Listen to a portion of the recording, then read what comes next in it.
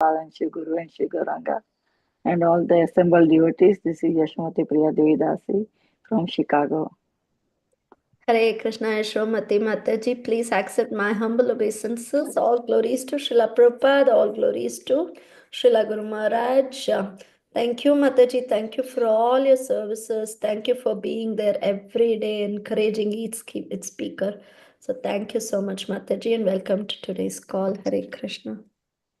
Hare Krishna Mataji. Krishna Mataji, Danvat Pranam, so glories to Srila Prabhupada, Guru Maharajas and all the assembled Vaishnavas. Mrs. Kirtida Sundari Dasi, thank you so much Mataji for all your services. Hare Krishna, Kirtida Mataji, please accept my humble obeisances. All glories to Srila Prabhupada, all glories to Srila Guru Maharaj. Thank you, Mataji. Thank you for all your wonderful classes, Mataji. And welcome to today's call. Hare Krishna. Hare Krishna, dear Chinmay Mataji. Please accept my humble obeisances to Srila Prabhupada. This is Preeti Vilasni Devidasi from Atlanta, Georgia. And thank you so much, Uma Mataji, for chanting the Bhagavad Gita. And thank you, Chinmay Mataji, for the warm welcome. Hare Krishna. Hare Krishna, Preeti Vilasni Mataji. Please accept my humble obeisances. All glories to Srila Prabhupada, all glories to Srila Guru Maharaj. Thank you, Mataji. Thank you for encouraging each one of us. Thank you for giving us opportunities on this platform. And welcome, Mataji, to today's call. We still have a couple more minutes, like a minute more. Anybody would like to go ahead and introduce yourselves? Hare Krishna, Chinmay Priya Mataji, Dandavat Pranam to you and all Vaishnava. Srila Prabhupada, Srila Gurudev ki jai. Vrunda from Atlanta, Paniyati Dham. Hare Krishna, Vrinda Gopika Mataji, please accept my humble obeisances.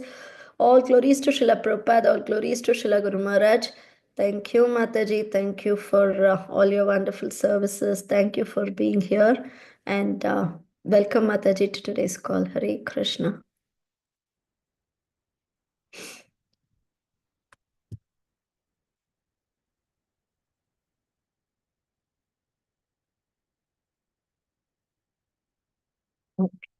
Hi Krishna, dear devotees. Once again, welcome to our Bhakti Sangam mid-morning session. And we are continuing our Chaitanya Bhagavat series. And today we have our very, very fond speaker, Her Grace Archana Bhakti Mataji. And before Hare Krishna Archana Bhakti Mataji, please accept my humble obeisances. All glories to Srila Prabhupada, all glories to Srila Guru Maharaj. Thank you so much, Mataji, for giving your precious time, coming here and talking about that most beautiful Supreme Lord to us. We are eagerly waiting to hear from you, Mataji. But with your permission, shall I read Srila Prabhupada's quote for today? Yes. Thank you so much, Mataji. The quote is, Krishna is within your heart. If you kindly continue to hear about him as you are doing, then Krishna will be very much pleased. Oh, this person is now interested in me. Because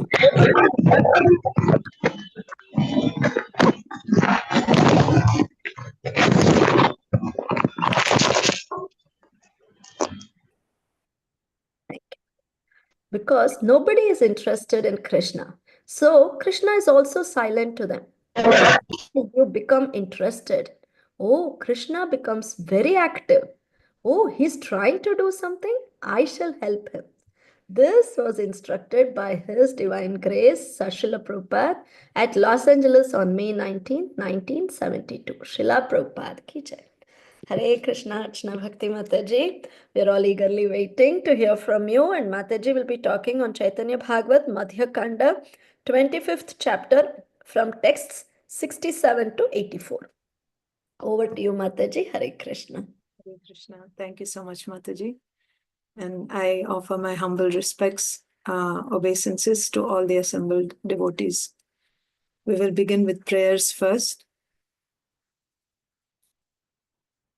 Jaya Jaya Sri Chaitanya Jaya Nityananda Jaya Dvaita Chandra Jaya Gaura Bhakta Vrinda Jaya Jaya Sri Chaitanya Jaya Nityananda Jaya Dvaita Chandra Jaya Gaura Bhakta Vrinda जय जय श्री चैतन्य जय नित्यानंदा, जय अद्वैत चंद्र जय गौर भक्त वृंदा।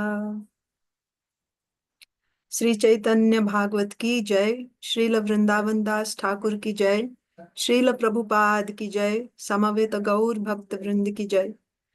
ओम अज्ञानतिमिरान्धस्य ज्ञानाञ्जनशलाकया चक्षुरुन्मीलितं येन तस्मै श्रीगुरवे नमः। श्रीचैतन्यमनोभीष्टं स्थापितं येन भूतले स्वयं रूपः कदा मह्यं ददाति स्वपदान्तिकम्।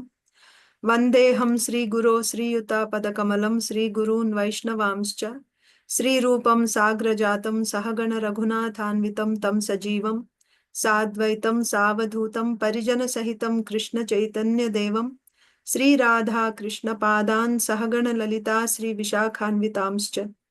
हे कृष्ण करुणा सिंधो दीनबंधो जगतपते गोपेश गोपिका कांता राधा कांता नमोस्तुते। तप्त कांचन गौरांगी राधे वृंदावनेश्वरी वृषभानुसुते देवी प्रणमामि हरिप्रिये। वाञ्छाकल्पतरुभ्यश्च कृपा सिन्धुभ्य एव च पतितानां पावनेभ्यो वैष्णवेभ्यो नमो नमः। जय श्री कृष्ण चैतन्य प्रभु नित्यानंद श्री अद्वैत गदाधर श्रीवासादि गौर भक्त वृंदा। हरे कृष्णा कृष्ण कृष्ण हरे हरे, हरे Ram Ram Ram Hare Hare. Hare Krishna, my dear devotees. So let us continue the nectarian discussion of the Madhya Khanda of Sri Chaitanya Bhagavat. In the last session, actually, please keep yourselves in mute. Some of you are unmuting yourselves. Please keep yourselves in mute. So the context is Srivas Thakur's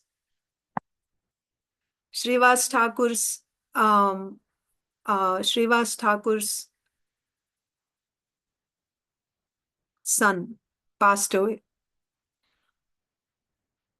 And one day, so the chapter started like this, that once how Sri Chaitanya Mahaprabhu is relishing chanting his own names, and how the devotees are pleased seeing the ecstasies of Sri Chaitanya Mahaprabhu. And also we read about the story of Dukhi, who was so pleased to bring water from the river Ganges to bathe Sri Chaitanya Mahaprabhu after he danced in Kirtan. Lord Gauranga, after dancing in Kirtan, he would sit down in the courtyard and the devotees would bathe him, and Dukhi would come and bring water for him. So Mahaprabhu, being so pleased by this devotional service, changed her name from Dukhi to Sukhi, actually giving a message that the Lord is pleased only by devotional service. Your high birth, beauty, knowledge, none of these things are going to please the Supreme Lord. You're not going to attract the Lord's mercy by any of these things. It is only bhakti which attracts the attention of the Supreme Lord. Then after that, we read about this pastime where one day Sri Chaitanya Mahaprabhu was dancing in the courtyard of Srivas Thakur, and early in the evening, one of Srivas's sons was, he was suffering from some disease. So due to some disease, he left his body. While the kirtan was going on in the courtyard, Sri Chaitanya Mahaprabhu is dancing and all the devotees were in ecstasy. The Lord was in ecstasy. And suddenly, loud cries of the ladies was heard from the inner quarters. So Srivas Thakur hurriedly went inside. And he saw what happened. His son had died. You should hear, we will discuss, what Srivas Thakur said in essence, he forbade them from crying. But what is the consciousness of such a pure devotee? That we can understand when we see, when we hear what he said to his family members. And also later on, so when he went inside and he told them, stop crying, because of your crying, if Mahaprabhu's ecstasy is broken, I'm going to drown myself in the Ganges. I'm going to end my life. And he gave them instructions that anyone who even hears the name of the Supreme Lord at the time of giving up their body, that person becomes immediately eligible to be liberated, to go to Vaikuntha, to go to the Supreme Lord's planet. And my son, he gave up his body when that Supreme Lord is personally present and he is dancing in ecstasy in the courtyard. Is there any doubt about his destiny? I would consider my life to be successful if I got this opportunity. That Sri Gauranga Mahaprabhu is dancing in the courtyard and in his presence I get to leave my body. You should actually be celebrating. This is the perfection of his life. But still, if you still want to cry, then do it silently. Your crying should not disturb Mahaprabhu's ecstasy. Saying this, and then immediately all the ladies stopped crying. And he also told them to take shelter of the Lord's holy names. Then Srivas Thakur came back to the courtyard and he started dancing in ecstasy. He was in such ecstasy.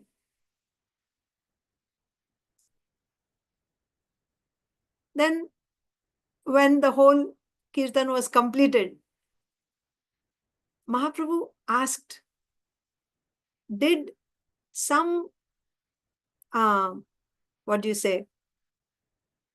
did any unfortunate thing happen in this house? I'm feeling some discomfort. I'm not able to, there is something that happened in this house.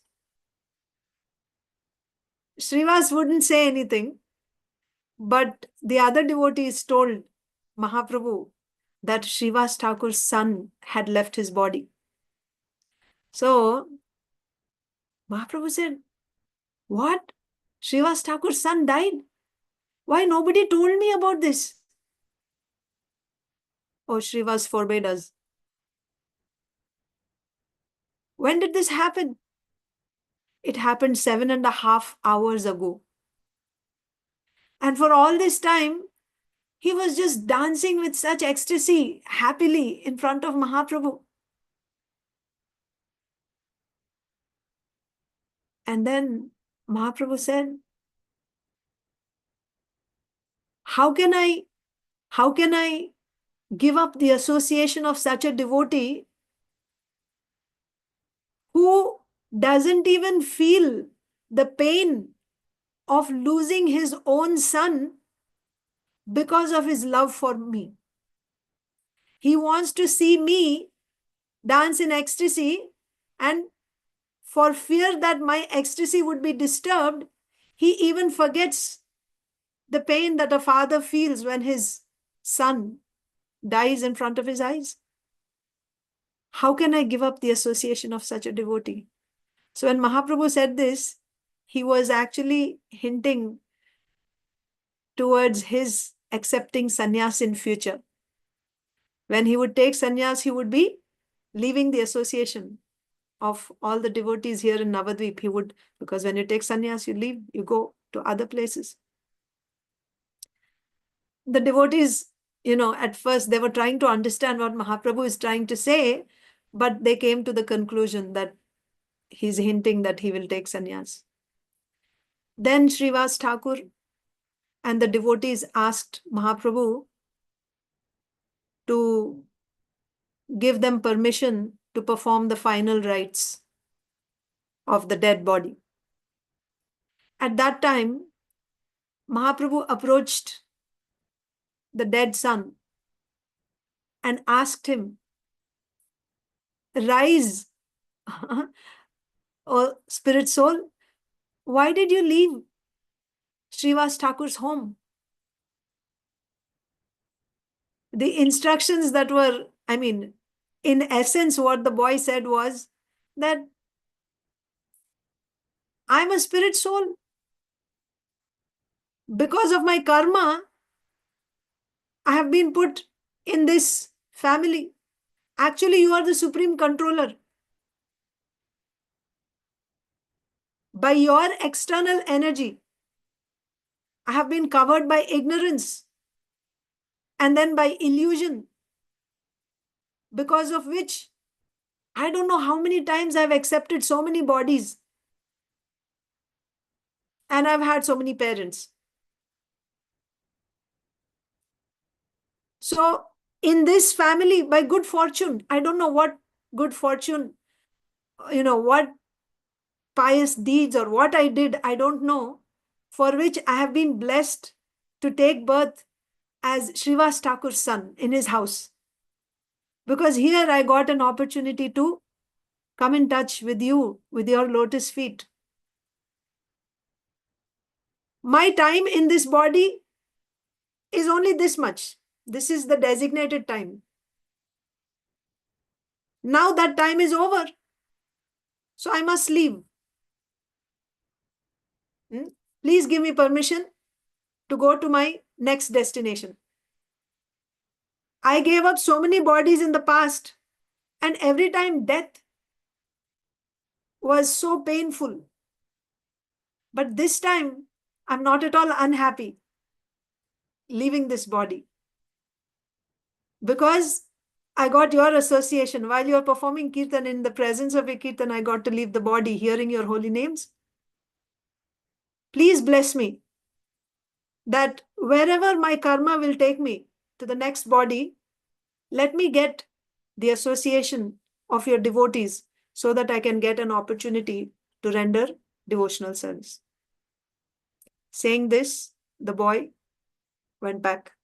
He once again stopped speaking. He became like a dead body. The spirit soul left. So let me see exactly where we stopped.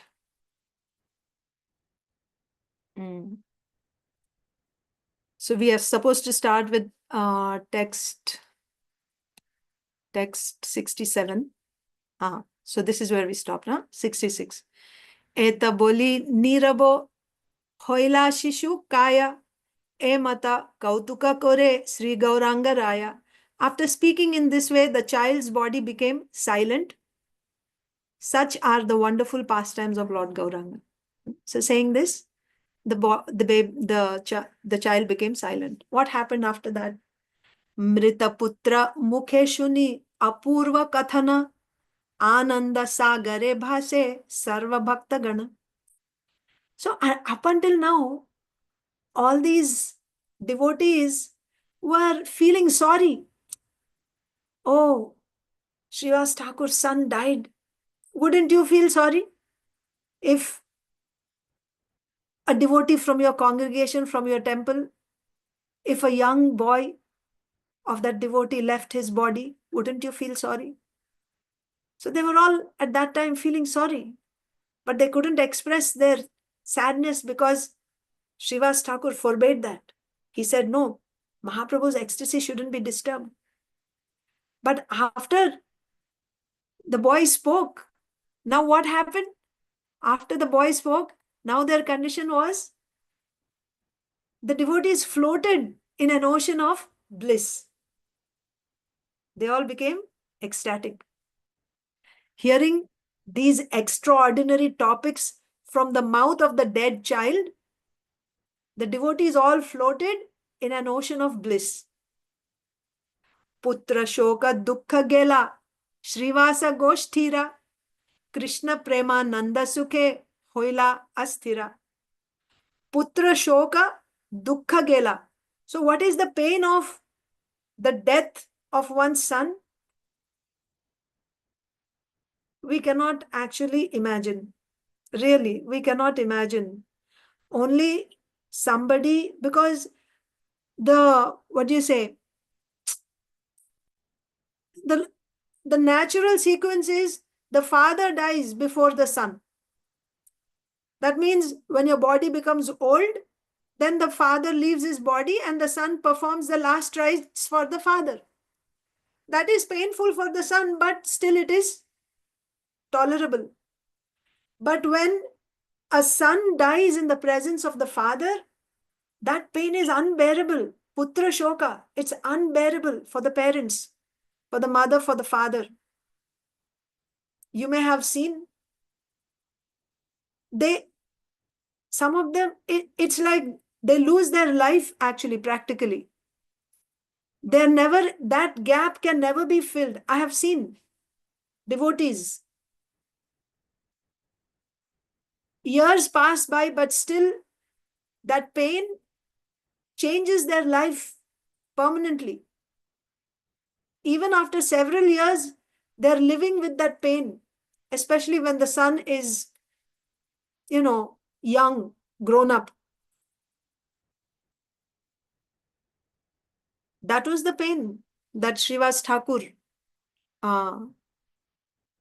would have suffered as a father. So putra shoka, that pain, that dukkha of putra shoka, that lamentation of loss of one's son. In the case of Srivas Thakur, that pain which was unbearable, it just went away, like it wasn't even there. Right? Putra shoka dukkha gela Srivasa goshtira, Krishna prema nanda sukhe hoila asthira. Not only did the lamentation and distress go far away, everyone, not just Srivas Thakur, but all his family members, everyone was floating. Not only floating, they became agitated. Asthira. Asthira means what? They lost control. They became so ecstatic. They became agitated with ecstatic love for Krishna. This can only happen in bhakti. This type of joy can only be experienced in bhakti. You cannot. The contrast, just see. The pain, the severe pain of loss of one's son, very easily it's forgotten. Not only is that pain went away, but on the other hand, they were agitated in ecstatic love for Krishna. Krishna preme Srinivasa goshtira sahite, Prabhura charana dharila gila kandite. Krishna preme Srinivasa goshtira sahite. So now, they all fell on the feet of Sri Chaitanya Mahaprabhu. In that state of ecstatic love for Krishna, Srivas Thakur and all his family members fell on the feet of Lord Gauranga and caught hold of his lotus feet, and they began to cry. Lagila kandite, they started crying. And what are they saying? Janma janma tumi pita mata putra prabhu, tomara charana jena na pasari kabhu. For life after life, tumi pita mata putra prabhu. Life after life, you are only my father, my mother, my son, my master. You are my real relative. You are my real friend. Not only in this life, but life after life, life after life. You are my father, you are my mother, you are my only relative, you are my only friend. Janma janma tumi pita mata putra prabhu.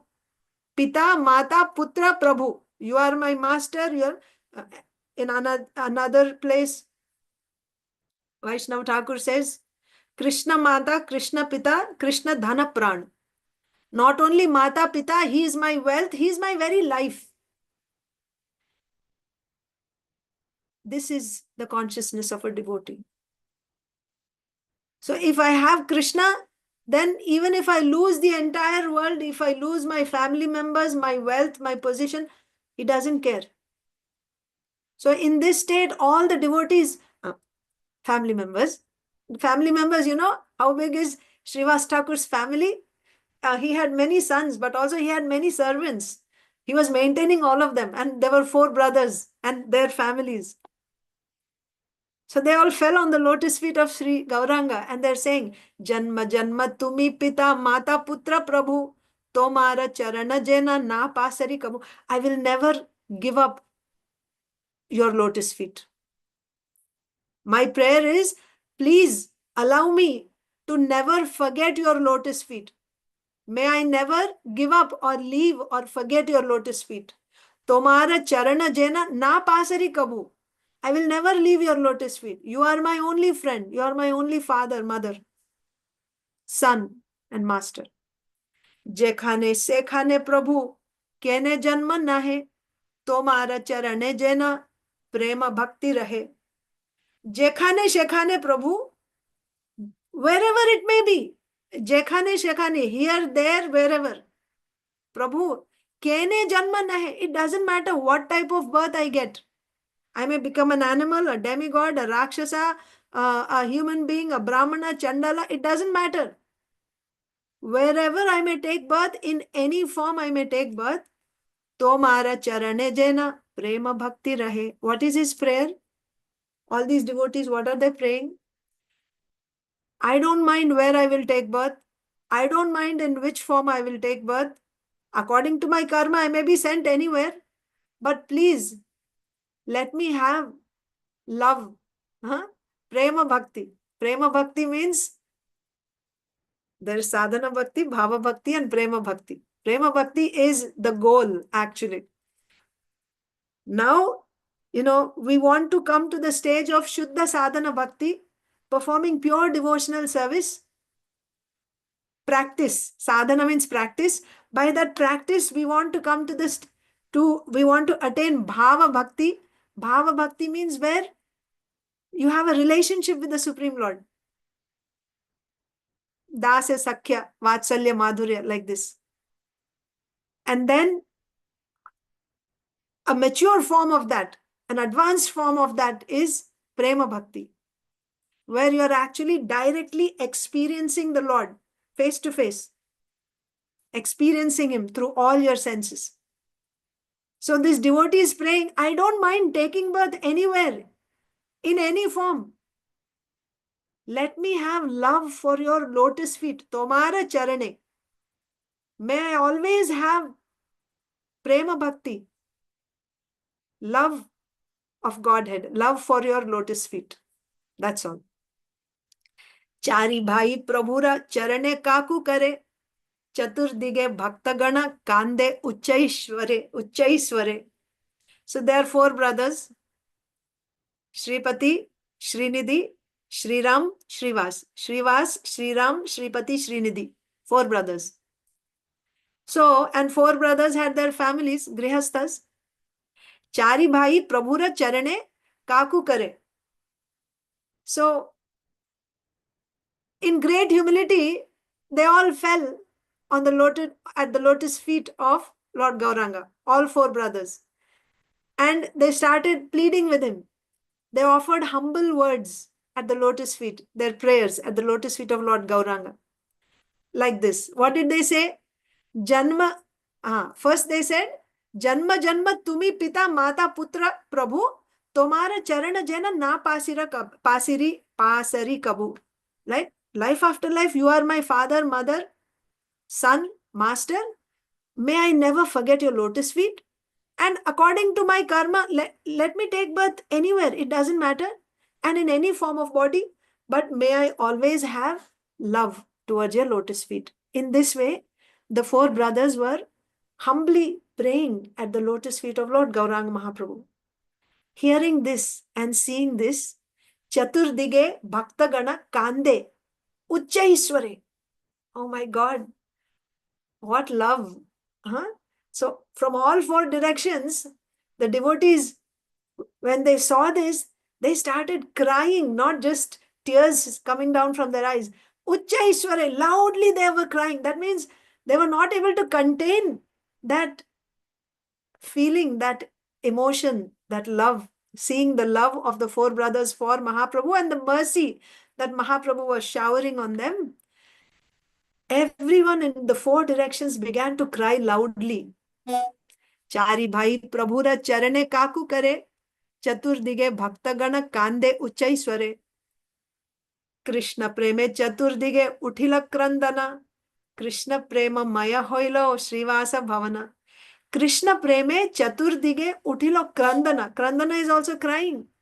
So, in the four directions, all of a sudden you could just hear loud crying.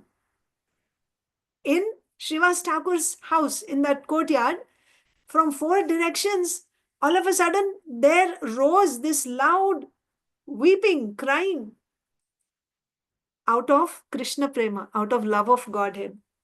Krishna Prema Maya Hoilo Srivasa Bhavan, and the entire house of Srivas Thakur, his courtyard, his house, everything became Krishna Maya. Krishna Maya means it's completely pervaded with Krishna Prema Maya, not Krishna Maya, Krishna Prema Maya, filled with love. Krishna Prema Maya. His whole house, that means all the people and all the furniture and the space, everything was completely saturated with Krishna Prema. The sound of crying in ecstatic love for Krishna arose in the four directions as the entire house of Srivas became filled with love of Krishna. Now Mahaprabhu is saying, Prabhu bole, shuno shuno, Srivas Pandit, tumi to sakala jano, samsarera rita. So now Mahaprabhu is saying, listen, listen, O Srivas Pandit, tumi to sakala jano, you know everything, you know very well. Tumi to sakala jano, samsarera rita. You know how this material existence is. You know how this material world works. You know everything. Suno, suno, Srivas Pandit, tumi to sakala jano, samsarera rita. You understand how this material world functions. You understand, you know it very well. E sab samsara dukkha tomara ki daya, je tomare dekhe se ho, kabhu nahi paya.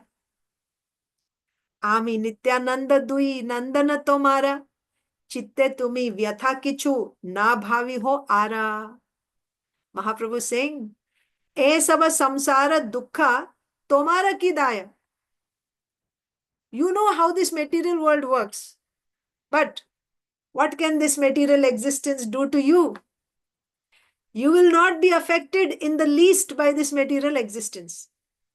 E sab samsara dukkha tomara ki daya. What can this material pain, samsara dukkha? What is samsara? Samsara means repeated cycle of birth and death. You die and you take birth again. You go through growth, old age, disease, death. Again you take birth. This vicious cycle of birth and death, this is called samsara. One cannot get out of this cycle until and unless one takes shelter of bhakti. There's no other way. No other way. Even when one wants to get moksha, liberation, by merging into Brahman, there also they actually have to do bhakti. Without bhakti, no moksha also. And no siddhi in Ashtanga Yoga also. In fact, there is no success in karma also. Without bhakti, you don't get any success in any sadhana. And the ultimate liberation that one gets, whether it is through Jnana Yoga, Ashtanga Yoga, and what to speak of Bhakti Yoga, the ultimate liberation that one gets is only because of bhakti. So this samsara chakra, everyone is getting crushed in this, this wheel of samsara. Imagine, you've seen how they make sugarcane juice in India. There's two wheels, right? And then you put the sugarcane inside and it crushes the sugarcane and then the juice comes out. The living entities are getting crushed like this in the wheel of samsara, the wheel of birth and death. We are getting crushed. So samsara dukkha is unbearable. But because of this illusion, right? Illusion which comes because of ahankara, We think, oh, this is so pleasurable. Even a pig thinks, eating stool, it's thinking, oh, this is so nice, so wonderful. I have a nice family and I'm eating nice, warm stool and we are enjoying life so nicely. This is illusion. Actually, we are suffering. The worms in the stool are also happy, thinking that we are nicely living. But in reality, this is a miserable condition. Getting crushed in this samsara chakra. E saba samsara dukkha tomara ki dai. But one who becomes a devotee of Krishna, what can this samsara chakra do to that person?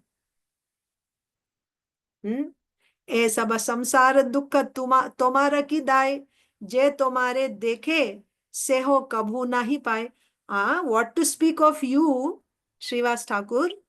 You will not suffer. You will not suffer samsara dukkha. That's far away. Your suffering samsara dukkha is out of question. Even someone who sees you, he will also not suffer samsara dukkha. If somebody who sees you does not suffer, then how can you suffer samsara dukkha? No. This is the position of a pure devotee of the Lord. So, let's see. ए सब संसार दुख तुम्हारा की दाई जे तुम्हारे देखे से हो कभू नहीं पाया. So, this pain, Putra Shoka, that Srivas Thakur, his son died. So, from a material perspective, this is a terrible pain. Samsara dukkha means not just birth and death and everything that happens in between. That is also samsara dukkha only. You have to go through so many adhyatmika, adidaivika, adibhautika miseries, loss of dear ones, diseases. So this is all samsara dukkha. But what can this samsara dukkha do to you, my dear Srivas Thakur? This will not touch you. The miseries of material existence do not affect you. Even one who sees you is not affected by such miseries. Je tomare dekhe se ho, kabhu nahi paya. Then, see what Mahaprabhu is saying. Ami nityananda dui nandana tomar. Chitte tumi vyatha kichu na bhavi ho ar. Srivas, you lost your son. But don't worry. Myself and Nityananda, we are your two sons. Don't feel bad in your heart. Please. Don't keep any grief. Don't feel sorry that you lost your son. Both of us are your sons.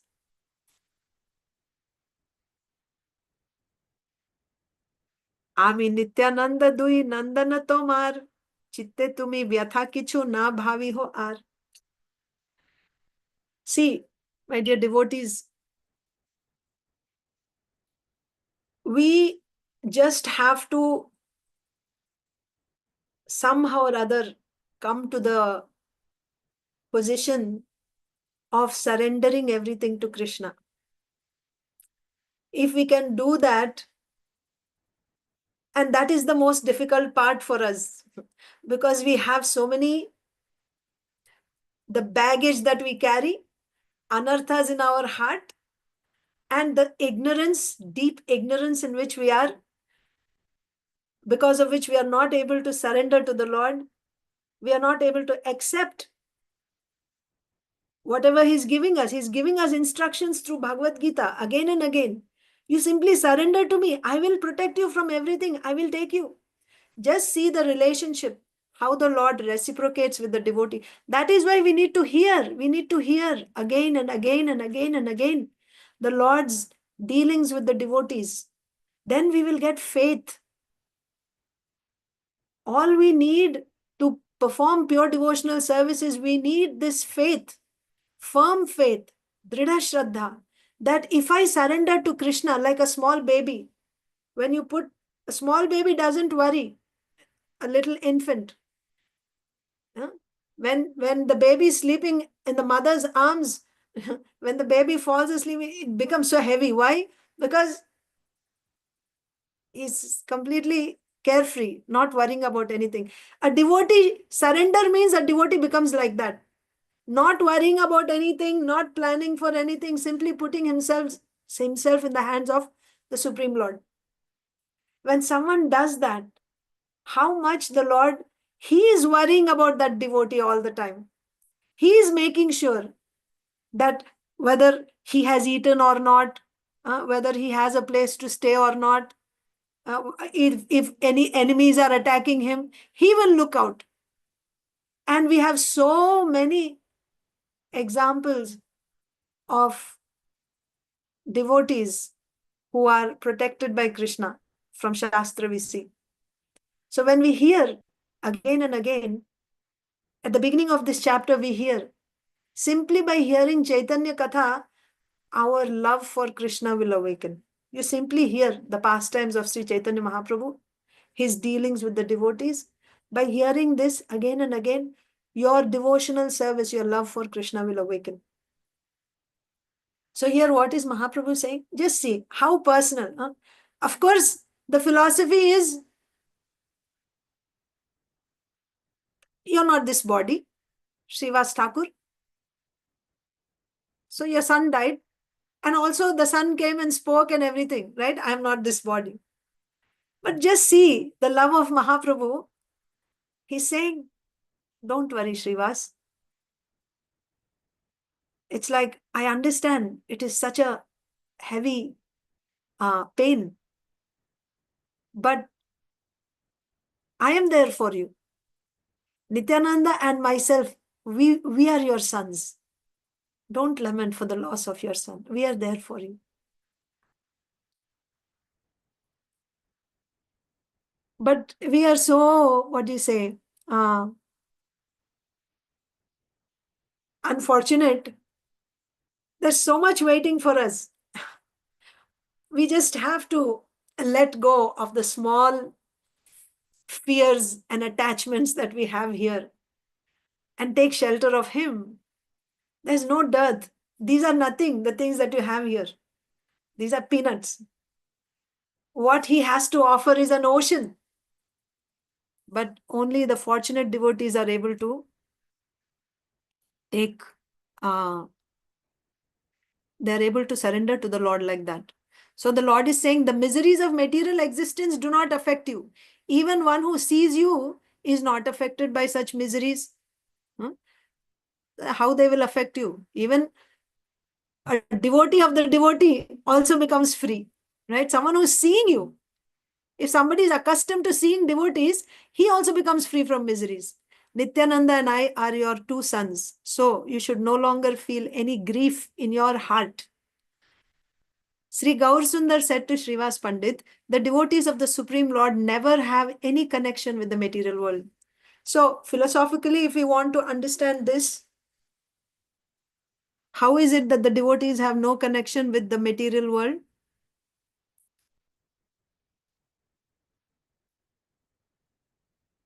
What is our identity? We are spirit souls. What is this material world?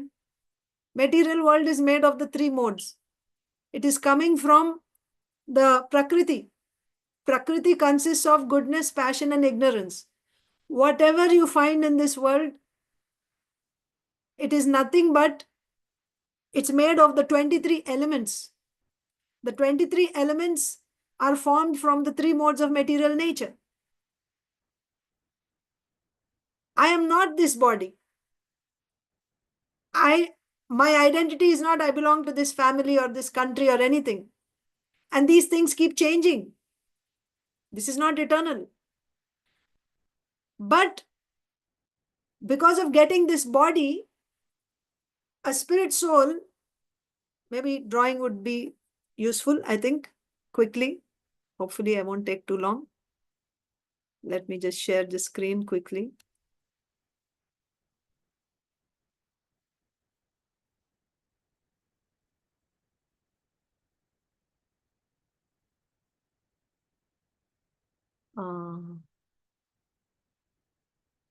Okay. Great. Okay. We are the spirit soul, Atma. And this Atma is covered by avidya. Avidya means ignorance. Avidya is a component of Mahamaya. And along with this, I'm covered by my karma. This is the state of a conditioned soul. A conditioned soul is Atma. What is Atma? Atma is Satchidananda Vigraha. You know what are the qualities of Atma? Atma's inherent qualities are, it has kartrutvam, jnatritvam, bhoktrutvam. What that means is, it has the capacity to do something. It has some knowledge and it has the capacity to enjoy. What is this knowledge it has? The knowledge that Atma has is, I am soul. That's all. And what is the pleasure of the soul? That is Atmananda. Knowing that I am soul and it is experiencing pleasure. That is Atmananda. And Kartritvam, it has the tendency to do. So these are the qualities of this spirit soul, Jivatma. Inherent qualities. There are other qualities also. It has Aham Bhavam. That means that ego is there. What is that ego? I am soul. That's all. I am not Jada. I am not matter, but I am conscious being. And it is Anu. Anu Parimana. Anu Parimana means it is atomic in size. Atomic. And also, what is the form? Does it have a form? The form of this Jivatma is Eka Rupa Swarupa Bhak. Eka Rupa Swarupa Bhak means uniform. You know why? What is atomic? Atomic means there is nothing smaller than that. It is the smallest possible size. So when something is so small, you cannot see any distinctions there. This is the hand, this is legs, head. No, it's uniform from all sides, just like a point. If you see a point, can you say, where are the hands, legs? This is still pretty big. But what is it is so small, there's nothing smaller than that. That is atomic. That is the size of Atma. So these are the qualities of this living entity. Such living entity, when it is entering Prakriti, it enters Prakriti. How it is entering through Prakriti? Through the glance of Karanodakshaya Vishnu. They're all resting in the body of Karanodakshaya Vishnu. Through his glance, they enter Prakriti. And then Prakriti produces 23 elements. And these 23 elements are forming the universe. So they form many, many universes. But this living entity is entering one universe.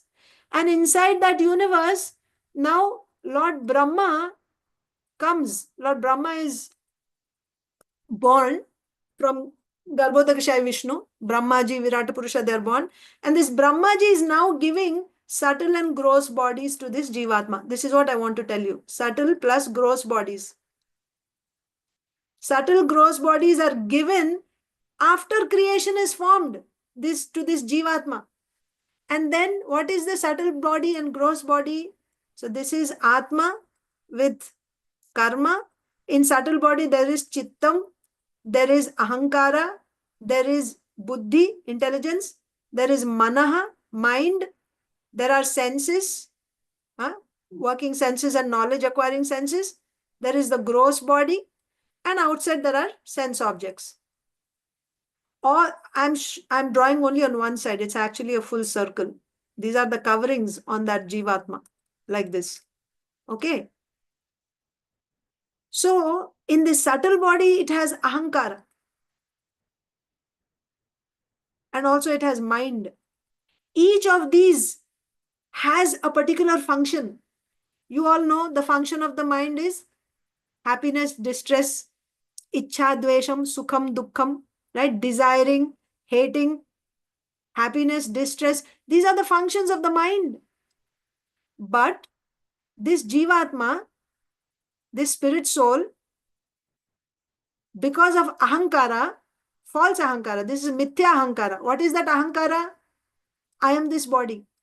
Because of this mithya ahankara, this Jivatma claims the functions, the qualities of all these to be his. For example, the mind is happy. Mind's function is happiness and distress.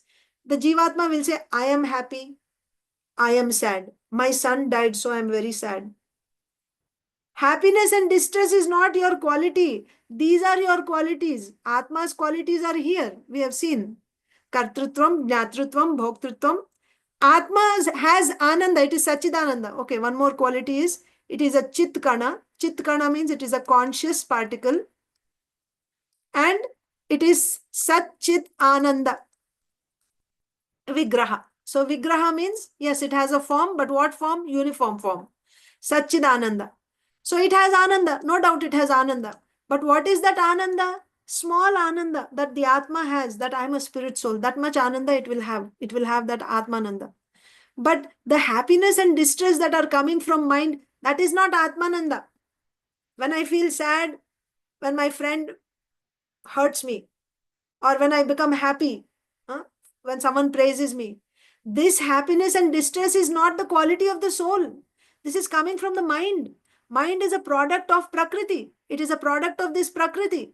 Prakriti is nothing but the three modes of material nature. So, when I am in the conditioned state, whatever happiness, distress that I am experiencing, it is coming from where? It is coming from the Bahiranga Shakti. Happiness and distress.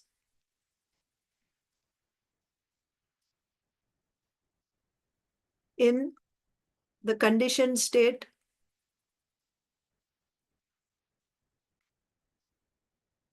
come from Prakriti. They're coming from Prakriti only. Of course, you have your karma, but you are experiencing it. Actually, the soul, nothing is happening to the soul. The reason the soul is feeling pain is because of falsely claiming the self to be the body. Sometimes it claims to be the body and says, I am fat, I am thin, I am beautiful, I am ugly. Sometimes it claims to be the mind and it says, I am happy, I am sad. And sometimes it claims to be intelligence and says, I am intelligent, I am sharp, I am dull. You see? But in reality, Atma has nothing to do with these things. So now coming to Sri Chaitanya Mahaprabhu's point, Lord Gauranga, Lord Sri Chaitanya Mahaprabhu is saying to Srivas Thakur, Srivas, you are never affected by the material pains and pleasures. How is that? Srivas, you are not affected by material distress, okay? Or this samsara dukkha. You won't be affected by that. Why? You know what happens with a devotee? When a devotee is performing bhakti, this body that we saw, so of course they are eternally liberated souls. But even when someone does sadhana bhakti, what exactly happens is, now when I begin sadhana bhakti, I have this body, subtle body and gross body. Subtle body is chittam, ahankara, this is buddhi, right? This is mana, these are senses, these are senses, and this is the gross body, like this. I'm covered by all these layers, but all these are made from Prakriti only. Jada, Prakriti. When using these faculties, my senses, my mind, my intelligence, I'm engaging in the devotional service of the Supreme Lord. Devotional service is not from material Prakriti. Bhakti, you know what is Bhakti? Bhakti is the condensed form of the Haladini Shakti. What is Haladini Shakti? You know, the Lord has three energies. Internal, three on a broad scale, marginal and external energies. Yes, we living entities are marginal, this Bahiranga Shakti means Prakriti, material, whatever you're seeing outside, right? The material world. It's external energy. And internal energies, again, there is three in this. There is Sandhini, Samvit, and Haladini. Internal energy. Okay? So this is cause for the pleasure. Haladini Shakti is the cause for the Lord's pleasure. Samvit is the cause for the Lord's cognizance or knowledge. Sandhini is the cause for the Lord's existence or the cause for his form. So this Hladini Shakti, the pleasure potency, the condensed form of this Hladini Shakti is Bhakti. What does this tell you? That Bhakti is not part of external energy. Bhakti is the internal energy of the Lord. So when using my body, which is made of external energy, this body which is made of external energy, so body consists of gross body, senses, everything, mind, intelligence, everything, subtle gross bodies together. When I engage them in devotional service, bhakti is not material. It is transcendental. What happens is the material portion of this body is completely removed. That means the jada portion is completely removed and the body becomes transcendentalized. And this happens at every moment when you're performing devotional service. Your body is just like when you eat food. When you eat food, what happens? There is fire of digestion in your stomach that is digesting that food. It's taking the essence of the food and throwing out, expelling the waste matter. Similarly, when we perform devotional service, the materialness in all our faculties, my mind, intelligence, everything, it is rejected. And what remains is just a transcendental body. So now you tell me, a pure devotee like Srivas Thakur, whose mind, whose intelligence, whose everything is completely transcendentalized, is there any way for him to suffer material pains or enjoy material pleasures? No way. That's why Sri Chaitanya Mahaprabhu is saying, you will never be affected by material pains. Rather, even somebody who sees you, because you are so auspicious, anyone who sees you also becomes free from material pains.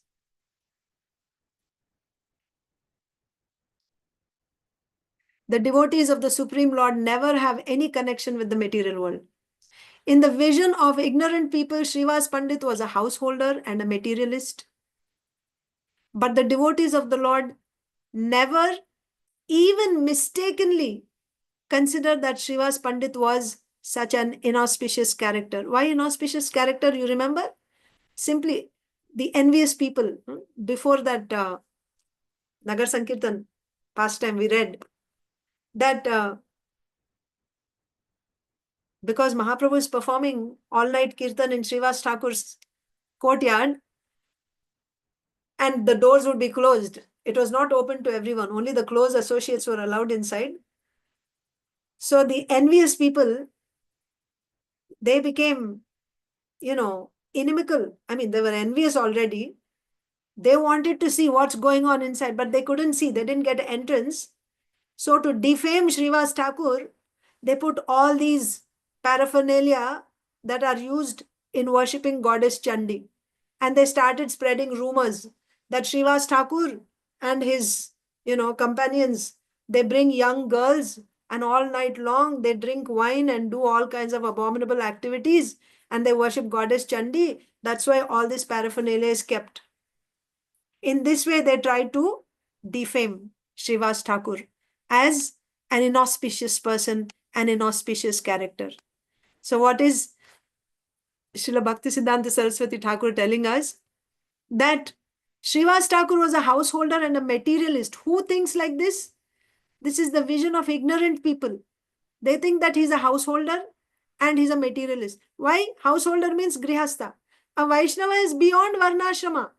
He is neither Brahmana, Kshatriya, Vaishya, Shudra, nor Brahmachari, Grihastha, Vanaprastha, Sannyas. He doesn't belong to any of these categories. But those who have material vision, they will say, oh, he's a Brahmana, he's a householder, and he's a materialist, like this. But those who are devotees, not even in their dreams will they consider Srivas Thakur to be material or inauspicious. Those who are accustomed to see the devotees of the Supreme Lord have no bondage to material existence. Those who are accustomed to see the devotees, not the Lord. Those who are accustomed to see the devotees of the Supreme Lord. So if somebody is accustomed to, now that maid servant of Srivas Thakur, Dukhi, she's seeing him every day. Those who are accustomed to seeing the devotees of the Supreme Lord, even their bonds to this material existence are broken. They have no bondage to material existence. Simply by seeing a devotee, just see. If one accepts the Supreme Lord as one's husband, wife, or son to fill the absence of any such most basic relationship, then one attains direct association with that eternal personality. So what is the benefit of accepting the Supreme Lord in a particular relationship? You actually get that relationship with the Supreme Lord. Simply by seeing the Lord's relationship with all objects, a living entity becomes liberated from the conditioned state. So, but one thing to note here is these are at different levels, different stages. We should not imitate this. That is not required. We have to act according to our level. So, running out of time. Quickly, I want to show you that transcendental diagram. Then I can explain the last 2 points.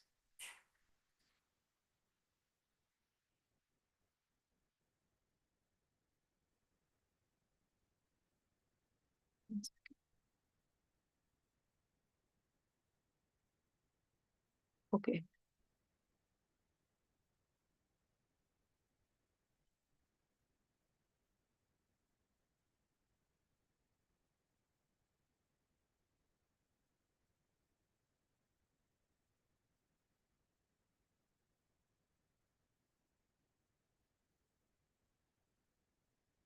Are you able to see the diagram?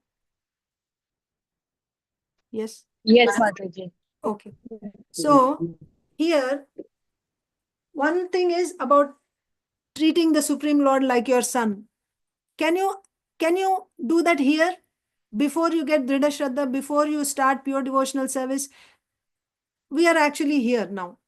We are trying to develop Dhrida Shraddha and begin pure devotional service.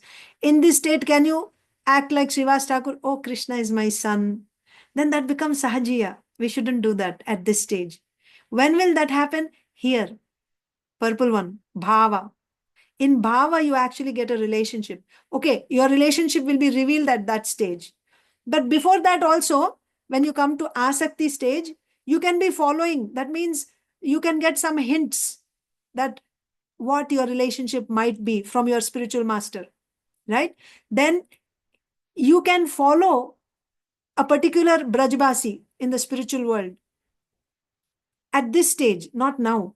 When you're there in Bhava Bhakti, here, Asakti stage there, what happens is, let's say, if you're in the mood of an elderly gopi, then you will follow the daily program of one elderly gopi, what she does from morning until night. You will follow the same activities like that.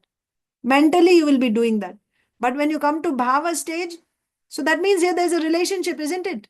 You're already meditating on that relationship. That Krishna is a small boy and I'm an elderly gopi and I'm going to serve Krishna in that way. That relationship, you'll start mentally doing it here. And then once you come to Bhava Bhakti, you will actually get your Parshada body in the budding stage. And now your devotional service will be performed in your Parshada Deha. Parshada Deha means as an associate of the Supreme Lord in the spiritual world, you'll be doing that. And when you come to Prema Bhakti, your body will be fully developed. And you'll be actually, in that fully developed body, you'll be rendering service to the Supreme Lord. But what is said in the last line of the purport is, even simply seeing the connection of the Lord with everything. This is what we see in Bhagavad Gita. I am the light of the sun and the moon. I am the taste of water.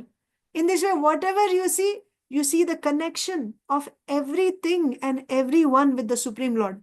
Any person you see, oh, this is a spirit soul. A spirit soul is a part and parcel of Krishna. If somebody is able to see the connection of everything with the Supreme Lord, he becomes liberated. So at what stage, what can be done, we should know. Otherwise, we will end up becoming like Sahajiyas. So we have to be careful about that. That's the only point there. So let me now just, the rest is no philosophy. We'll just read. So if one accepts the Supreme Lord as one's husband, wife, or son to fill the absence of any such most basic relationship. So in this world, you want relationship, right? But when you have that relationship with the Supreme Lord, you will not feel any need for any other relationship. One attains direct association with that eternal personality. Then, simply by seeing the Lord's relationship with all objects, the living entity becomes liberated from the conditioned state. Shri Mukhera Parama Karunya Vakya Shuni Chaturdige Bhaktagana Kore Jayadhvani. By hearing from the lotus mouth of the most merciful Lord, hearing his words, Chaturdige Bhaktagana Kore Jayadhvani. They started saying Hari Bol, Jai, Jai, like that. What did the Lord say? The Lord said, Shrivas, don't worry that you lost your son. Don't feel sorry. Nityananda and I are your sons. So when the devotees heard this from the lotus mouth of the most merciful Lord, loudly they were saying, Jai, Jai, Jai, like that. Sarvagana Saha Prabhu Balaka Loya Choli Lena Ganga Tire Kirtana Korea. Sarvagana Saha, taking the assembly of all the devotees and family members, Prabhu, Sri Chaitanya Mahaprabhu, Balaka Loya, taking the body of that boy, dead body of that boy, Choli Lena Ganga Tire. They all went to the banks of Ganga, Kirtana Korea, performing Kirtan. So performing Kirtan, taking the dead body of the boy, they all went to the banks of the Ganges. Yathochita Kriya Kori, Koila Ganga Snan. Yathochita Kriya Kori. Whatever rituals that you perform, the final rituals, they perform that. Yathochita, the way they are supposed to be performed as per Shastric injunctions. They did that. Yathochita Kriya Kori, Koila Ganga Snan. After completing the final rituals of the funeral, then everyone took bath in the Ganges. Krishna Boli Sabe Grihe Korila Payan. So everyone chanted Krishna, Krishna, and then they went to their respective homes. Prabhu Bhakta Gana Sabe Gela Nija Ghare Srivasera Goshti Sabha Hoila Vihivala. So the Lord and all the devotees went to their respective homes. Prabhu Bhakta Gana Sabe Gela Nija Ghare. Apne apne ghar chale gaye. They all went to their respective homes. Srivasera Goshti Sabha Hoila Vihivala. And Srivasa's Goshti means his family members and his servants. They were all overwhelmed with this whole experience. First, the boy died, and then how, the boy came back to life and spoke philosophy. And after hearing his philosophy, they were all in ecstasy. They fell on the feet of Sri Chaitanya Mahaprabhu and begged him that you are my father, you are my mother, you are my only relative. I have nobody else. Please, wherever I take birth, let me always have love for your lotus feet. And after that, they went and performed the final rites, chanting Krishna, Krishna. They all went to their homes. Just this whole experience was so overwhelming for the family members of Srivas Thakur. E saba niguda katha je kore shravan. Now, whoever has heard this niguda, very, very confidential katha, E saba niguda katha je kore shravan, one who hears this confidential pastime, avashya milibo tare Krishna premadan. Certainly, no doubt, he will get the wealth of Krishna prema. Anyone who has heard this confidential pastime, without any doubt, he will get the wealth of Krishna prema. This is the mercy. Srivasera charane rahuka namaskar, Gaura Chandra Nityananda Nandana Jahar. Srivasera charane rahuka namaskar. Who's saying this? Srila Vrindavan Das Thakur. He's offering his obeisances at the lotus feet of Srivas Thakur. Gaura Chandra Nityananda Nandana Jahar. Why he's offering obeisances to Srivas Thakur? Because Sri Gaur Chandra and Nityananda have agreed to become his sons. Gauranga Mahaprabhu and Nityananda Prabhu, they became the sons of Srivas Thakur. To such Srivas Thakur, I am offering my obeisances at his lotus feet. Sri Gaura and Nityananda accepted Srivas's service as his sons. E saba adbhuta se navadvipe hoy, bhaktera pratita hoy, abhaktera noy. This is adbhuta. These things are happening at every moment in Navadvip. Not that they happened 535 years ago. They happened then, but they are Nitya Leela. Even now, at every moment, these pastimes are happening. But who will see? Who? They are visible to whom? Bhaktera pratita hoy. They are only visible to bhakta, devotees. Abhaktera noy. Non-devotees cannot see.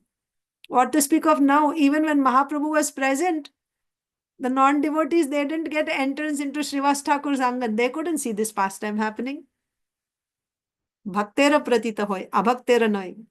Madhya Khande Parama Apurva Saba Katham Kathamrita Shishu Tattva Jnana Kohilena Yatha. Madhya Khande Parama Apurva Saba Kathamrita. So all the pastimes of Madhya Khanda are nectarian. And they are Parama Apurva. They are most extraordinary. Shishu Tattva Jnana Kohilena Yatha. So this topic, why Madhya Khanda is so extraordinary? Because in Madhya Khanda, this nectarian pastime of Shishu Tattva Jnana Kohilena, right? The boy telling you about the Tattva Jnana, that pastime comes. The topics of Madhya Khanda are most extraordinary. For a dead child's narration on spiritual topics is included among them. So with that, we actually come to the end of today's session. But if you want more details, you have already covered it in the past. I don't have time now. I'm not going to read. But this is Srila Bhaktivinoda Thakur's, his presentation of this pastime. Very, very sweet how he presents. One who has accepted Krishna, just in relation to the verse that we read today, one who has accepted Krishna as his eternal son never laments. Temporary attachment is the cause of one's ruin. You have come to this material world to worship Krishna, so remain joyful on the spiritual platform. Who's saying this? I was telling you, what is Srivas Thakur's consciousness? He's telling his family members that anyone who's accepted Krishna as his eternal son, he will never have any pain in this world. All your relationships in this world are temporary, right? And attachment to these things will simply cause your ruin. You have come to this material world to worship Krishna, so remain joyful on this spiritual platform. So there's more here. I won't read because there's no time. I will end here. But you can go back and read. Thank you all so much. Sri Chaitanya Bhagavat ki jai. Jai. Hare Krishna, Mataji. What a beautiful, beautiful class, Mataji. Thank you so much.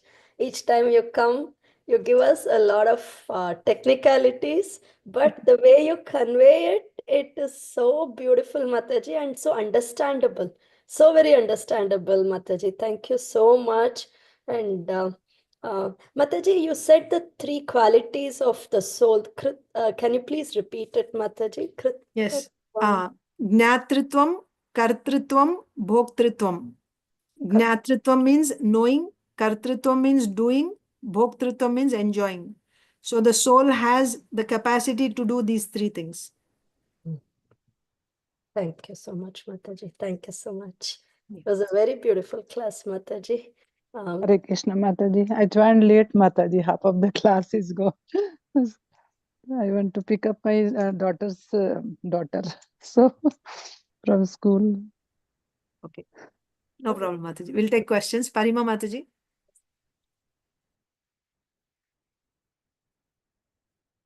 Hare Krishna, Mataji. Thank you so much for this. Again, a very, very wonderful class, Mataji. Danvat pranams to you. Mataji, I have this thing that, you just said that Krishna is my son, or Krishna is whatever relationship we want with Krishna, we usually get it at the bhava stage. And But I I'm said sure before, it can be in asakti, but Asakti. at least you get a hint mentally. Hmm. Mentally, you can get an idea, but actually functioning in the spiritual, like getting getting the body. For example, if you're a gopi, you actually receive the body of a gopi. That happens in bhava stage. But before that, in asakti stage, you will know, because so by the time you reach that stage, then you'll have your natural, natural means by association, you'll get that propensity to serve in that relationship, and you will start following there. Okay, thank you. This is really these are very good points, to know at what stage you get what, Mataji. And thank you so much for this transcendental diagram sessions that you took. But Mataji, I'm sure you too must have heard, and many of us on this platform must have heard of, many stories about Bake Bihari ji, that, they take darshan, and once that person took the darshan, that person became so attached to Bake Bihari, and that attachment increased so much that within a few days, they had the darshan of Bake Bihari. You must have heard such stories many times. So you think those souls or those people were already on the stage of asakti? Yes. But it was Because not there before. मतलब उनको बचपन से ऐसा नहीं होता है. Only when but they go and take the darshan. it can awaken at a certain stage, but it's not that it's happening all of a sudden. It happens, first of all, it happens by the mercy of a devotee, and that mercy and that association may have happened in this life or in a previous life. Okay. And also, you will go back to Godhead when you come to prema. So now when we start our devotional service, we may come to a certain stage. It's not that, so from that stage, you start off from that stage in your next life if you don't complete it in this life, like that. So if somebody is there like that in some stage, because their goal is not liberation, you see. It's Yeah. not that someone who's in asakti stage is already liberated. Why he has to come back to this world, you may think. Because his goal is not liberation. His goal is Krishna prema. He wants love. So if he's in asakti, he'll come back to get that love. So, and for the first few years, sometimes it may not be manifest, and all of a sudden, because of some particular incident kind of triggers, and he picks up from there. Yeah, it happens like that. It can happen. Because we have heard many such stories, at that time we are filled with so much of hope, Mataji, when we hear such stories. Yeah. So that's the thing. So you have to go by, that's why you have to know the symptoms of which stage is, what are the symptoms of which stage. From that you can understand, right? When someone is constantly 24/7, he has such attraction that he cannot stop even for a moment, worshipping the Lord, chanting the Lord's names, hearing about the Lord. That means, he's a pure devotee already, like that. Okay. Yeah. Hare Thank Krishna. you. Hare Next, Krishna. Mataji, your name is not written. Bhakti Sangha Japa Group. Preeti Vilasni Mataji. Acha, Preeti Vilasni Mataji. Hare Krishna, Mataji, I think Dandavat it's Pranam. This is Kirti Dasundari Dasi. I'm sorry, I forgot to change the name. Hare Krishna, Kirti Thank Dasundari. you. Thank you, Mataji, for a wonderful session. And Mataji, this what Chinmay Mataji asked about Gnatitvam and Krititvam and Bhoktitvam. So all these three, they are there in the soul, you said, right? These are the activities of the soul. But these activities are the soul that are covered with avidya as well as liberated soul, or only the soul that is covered by avidya? Mataji, these are not activities, these are the qualities. These are the inherent qualities. I mean qualities. to say qualities. Yeah. So yes, so this is covered by when the soul is covered by avidya, then the qualities also be covered, but not all of them. So maybe very quickly I can show. It's more understandable visually. Okay. Yeah, Mataji, no problem. Yeah. So see, this is the soul covered by avidya, and the soul has these qualities. So when you say Jnatritvam, Kartrutvam, Bhoktritvam qualities are there,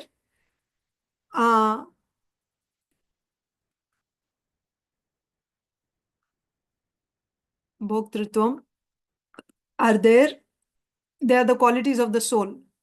So when it is covering by avidya, which portion is it covering? Avidya, is it covering everything? Also you can say Sat, Chit and Ananda. Ananda means it has the quality of enjoying, right? That pleasure is there in the Atma. Chit means this Jnatritvam is this only, Chit, knowing. And then Sat is eternity. So because it is Chit means it's a conscious particle, conscious particle. Because it is a conscious particle, conscious, therefore it has Jnatritvam, Kartritvam and Bhoktritvam. That means it has this capacity. Same thing if you take a stone, stone is not Chit, it is not a conscious. So it will not have Jnatritvam, Kartritvam, Bhoktritvam. But Atma can have Jnatritvam, Kartritvam, Bhoktritvam because it is conscious, it is Chit. When it is covered by avidya, what is happening is this Jnatritvam portion is covered only. So therefore, what is the knowledge that the soul has? Only that I am soul, that's all, not other things. What is this Jnatritvam? It has the capacity to know. But what is the inherent knowledge that the soul has? I am not matter, I am soul. That knowledge he has. So that knowledge is covered because of avidya. Avidya covers that knowledge. Now what about Ananda? Ananda is not covered. Satchidananda. Ananda is not covered. If the soul is simply covered by avidya, then it will still experience Ananda. Atmananda will be there. Ananda will be there. And eternity is there. Of course it is there. But in addition to avidya, this is avidya. So when it gets the subtle and gross bodies, right, there it's getting ahankara in the subtle body. Now, ahankara is making it, so avidya made him forget that I am soul, and ahankara is making him identify, right, identify with body. So these are the two things that are happening to him.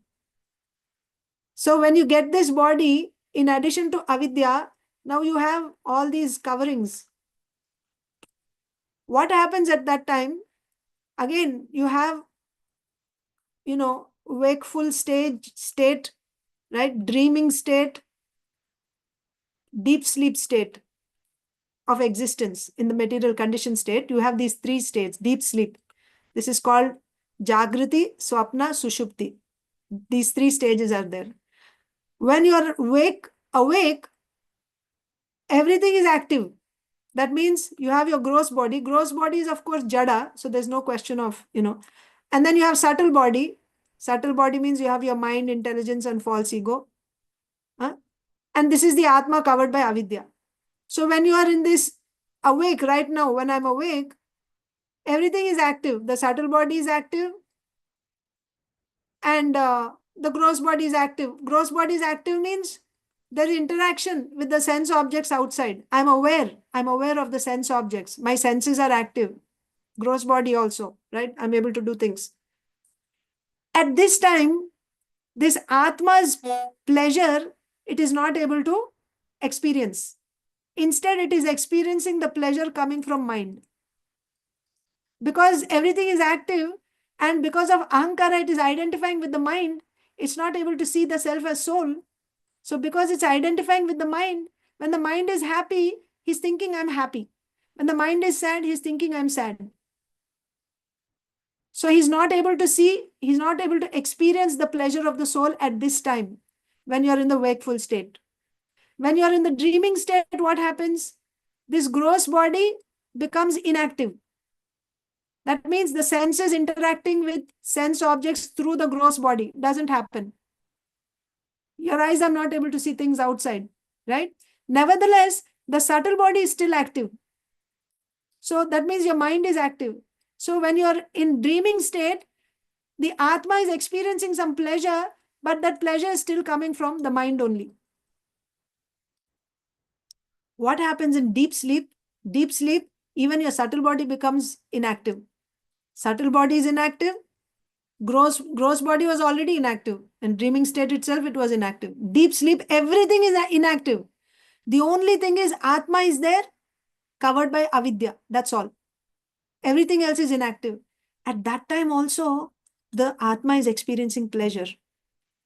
It is experiencing pleasure. What is the proof of this? When you are fast asleep, when you are like, sometimes you work very hard, like heavy physical work you do, like in the gardening or something, right? For hours you did, and you just fall down and sleep. You don't know. You're completely unaware. You become literally like a stone or something. You're completely unaware. And when you wake up from that deep sleep, your experience is, I was so happy. Not that I'm happy now. You don't feel like I'm happy now, but you feel like I was happy. I was so happy. That's the experience you get. What is that happiness that you are experiencing? That happiness cannot be from the mind. It cannot be from the sense objects, because they are all inactive. In that deep sleep state, the happiness is the happiness of the soul.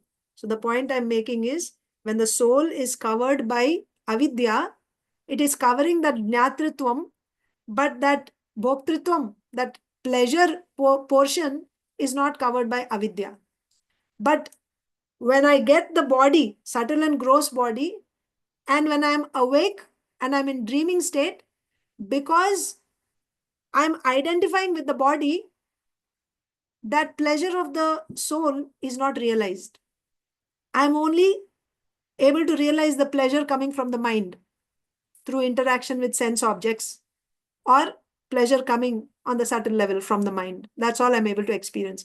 When all those faculties are completely inactive, at that time, I will be able to experience the pleasure of the soul. So avidya only covers that jnatritvam portion, not the bhoktritvam portion. Okay? Yes, Mataji, very wonderfully explained. And about the Kritritvam, that is also not covered, right? No. So the reason that we are even able to, the reason that even when we get this body gross body means material body, gross subtle bodies. Now I have ego, false ego I have a tendency to enjoy. I'm able to learn things. I'm able to know things. Jnatritvam, I'm able to do wonderful things, art, cooking, so many things I'm doing. How I'm able to do? I'm able to do now because it is already there in the soul. That capacity is there in the soul. If the soul didn't have this jnatritvam, kartritvam, bhoktritvam, then I would, even after getting this body, I wouldn't be able to do. The only difference is when I'm getting a body made of Bahiranga Shakti, then my activities that I do, the knowledge that I'm acquiring, the pleasure that I'm getting, that is coming from the external energy. And by doing pure devotional service, when I get a body made of Swarupa Shakti, internal energy, then also I will get pleasure. Then also I will do things. Then also I will know. But that will be through the internal energy. If the soul inherently did not have that capacity of jnatritvam, kartritvam, bhoktritvam, it would not be able to do neither in this body nor in the spiritual body. It wouldn't be able to do. Just like you take Jada Padartha, stone. Stone doesn't have this quality, so it won't be able to enjoy, it won't be able to do anything like that. Got it, Mataji. Thank you so much. Very well explained. Hare One Krishna. thing last, Mataji, is there anything mentioned about the age of the son of Srivas Thakur? No, Mataji, I don't remember. No, na? Yeah, that's what I was thinking. Thank you. Thank you so much. Hare Hare Krishna, Krishna. Mataji. Sudha Kumar Mataji. Hare Krishna Mataji, Dandavat Pranam. A very nice class, even though I've been missing all the previous classes and all. But the best part is that any time when you, even if from the middle of the class, if you start off, it is still so power packed with so much of information. That's so wonderful. Mataji, my question was about this devotional service, which you said makes the body spiritualized. So when you're performing devotional service, even though it is not pure devotional service, even though you're rendering devotional service, that time, if you're not doing pure devotional service also, does the body get spiritualized slowly? Or is it only for pure devotional service? body gets No, spiritualized. so the way it happens is, yes, because bhakti is bhakti, but the thing is, the analogy is like you have a dirty rag and you want to clean it. If you clean it with dirty water, it will only be able to clean to the extent to which the water is clean, pure. The water is already muddy, and in that muddy water, you are cleaning a dirty rag, dirty cloth. You won't get a completely clean cloth. So similarly, your purification also will be like that. So as far as transcendentalizing the body,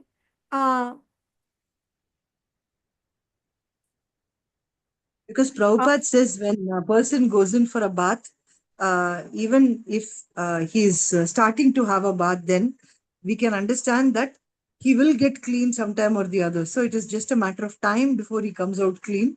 So till that time, but but you the have to process be in is the bath, no, Mataji. This analogy is also wonderful. Like if the water is small trickle falling, when will you get cleaned?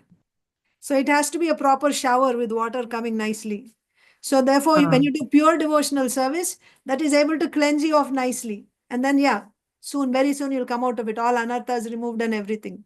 But if you're not doing pure devotional service, then you won't see the effects. So, you won't see the effects. So the consciousness has to be clean when you're doing pure devotional service. You should do it only for the pleasure of the Lord, and you shouldn't be doing it with any other. That is that ahituki apratihata, and you should also not be expecting anything in return or Anyabhilashita shunyam jnana karma jnana Anabrita. Anukulyena Krishnanushilanam. So the main thing is Anukulyena Krishnanushilanam. You must be doing direct devotional service, Shravanam, Kirtanam, Vishnu Smaranam, so on and so forth. And that should be done only for the pleasure of Krishna without being interrupted by Jnana, Karma, Yoga, etc. That is the definition. But to be able to do that, you will need firm faith. Right. It's not that after I understand that this is what I'm supposed to do and immediately I'll start doing it. Won't happen.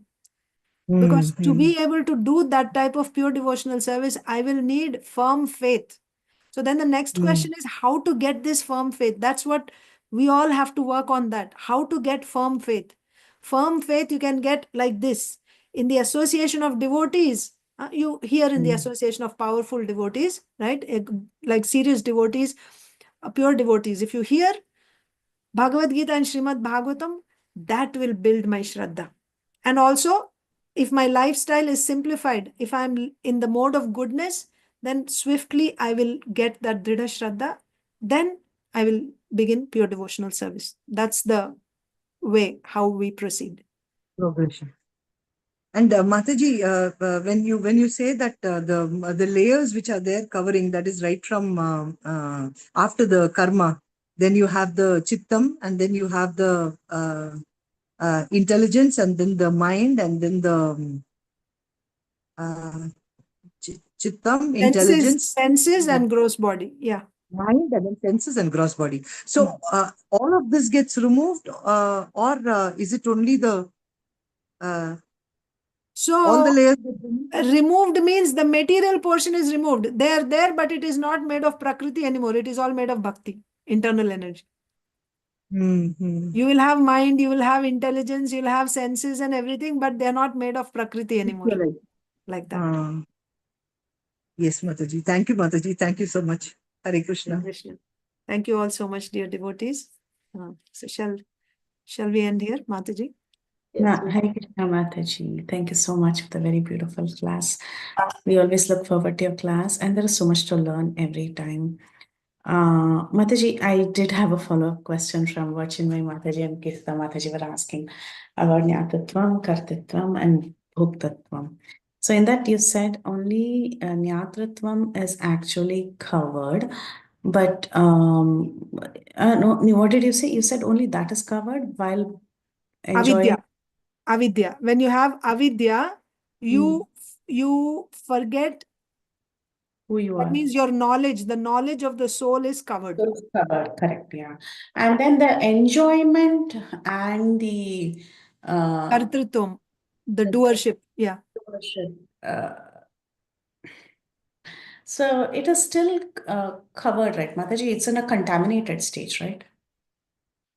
So the way you understand, Mataji, when you say Jnatritvam, Kartritvam, Bhoktritvam is there, that means it has that capacity to enjoy. It has that capacity to do. And of course, the knowledge, it has the capacity to know and learn things. And also it has some knowledge. And what is that knowledge? That I am soul. That knowledge it has. So when you say Kartritvam and Bhoktritvam, you understand it in this way.